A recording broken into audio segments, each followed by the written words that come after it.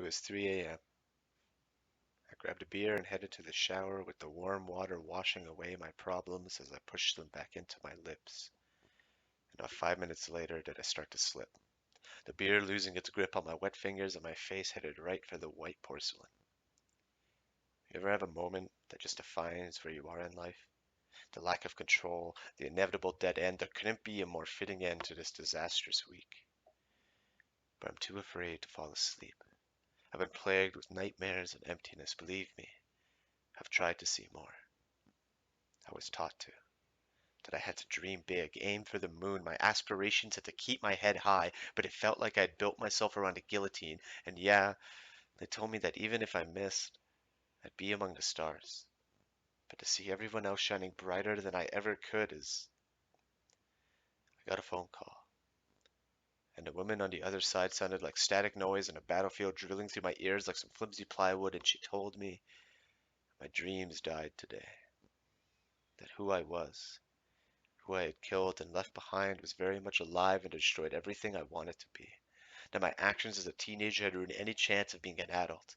I used to wear my future proudly like a veteran uniform, with my haunting past behind me and my future looking bright, but it came back, latching onto me, digging into the holes just before they were healed, marking me. So I've been picking at this mistake for a tattoo for years, waiting till I finally got to see the new skin underneath.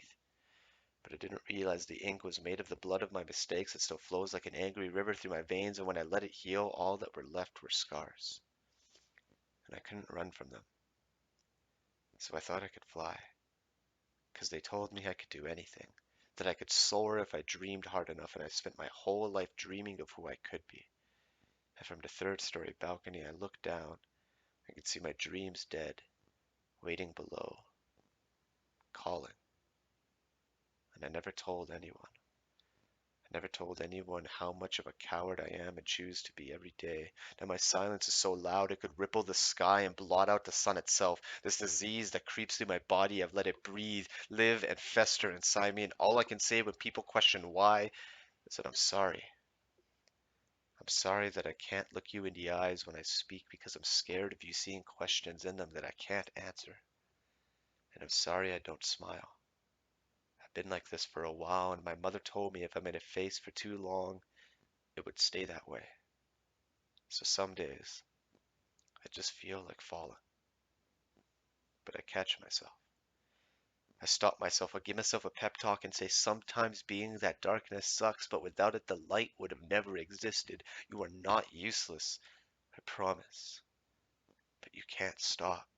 You have to keep striving to shine, and yes, you may never be as bright and vibrant as everyone that bloomed before you, but you are just as important.